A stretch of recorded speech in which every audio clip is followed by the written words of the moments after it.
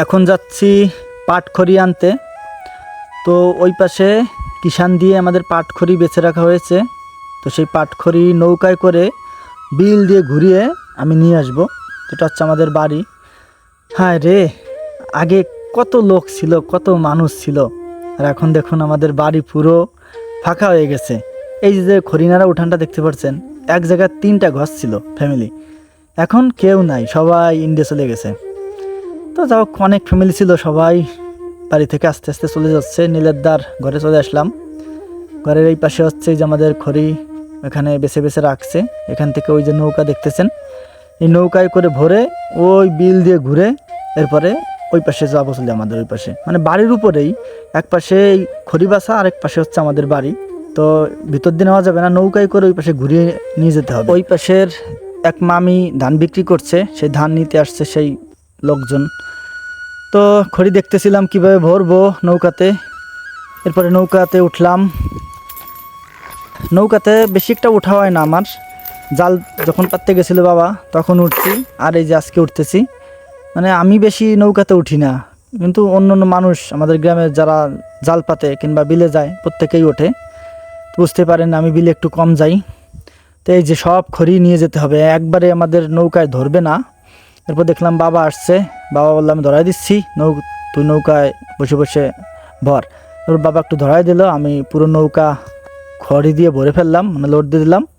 এখন এই নৌকা ভাই এই যে বাঁশ দিয়ে বা চোর বলি আমরা, চোর দিয়ে খুশিয়ে খুশিয়ে ওই পাশে নিয়ে যেতে হবে। এরপরে নৌকা চালানো শুরু করে দিলাম। এই যে দেখতেই পাচ্ছ, বাবাকে বললাম তুমি চলে যাও, আমি নৌকা নিয়ে যাচ্ছি। আর এই যে হচ্ছে আমাদের বিল, আমাদের উত্তর পাশের বিল। যারা আগে থেকে আমার ভিডিও দেখো তারা তো জানো। এই যে শলা দেখতে পাচ্ছ, এটা কিন্তু আমাদের সেই জায়গা যেখানে আমরা চারা ধান রোপণ করছিলাম। তো এখন দেখুন সেখানে এই যে শলা গাছ লাগাইছি, সেই শলা ভরপুর। অনেকে শলা চেনেন না, শলা হচ্ছে ধইঞ্চা, তো চেনেন সবাই ধইঞ্চা।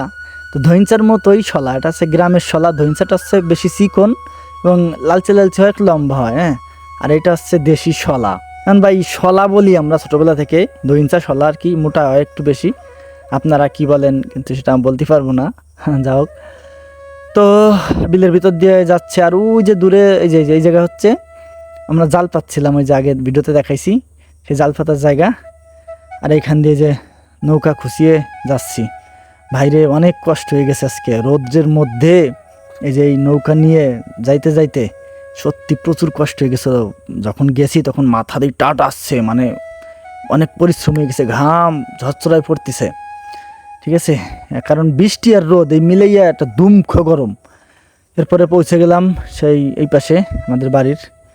আমাদের ঘাটে নিতে পারি নাই, এরপরে সব নামাইছি। নামানোর পরে আবার সেই নৌকা করে সেই জায়গা যেতে হবে, মানে একবারে তো আনতে পারি নাই সব খড়ি, আবার আনতে হবে। কিন্তু এদিকে বাবা হঠাৎ করে গুলি খেয়ে পড়ে গেছে। এরপরে মা, আমি, বৌদি মাথায় জল টল দিলাম, এরপরে সুস্থ করলাম। ভাবছি আরেক বেল নেব, নেওয়ার আগেই বৃষ্টি শুরু হয়ে গেছে।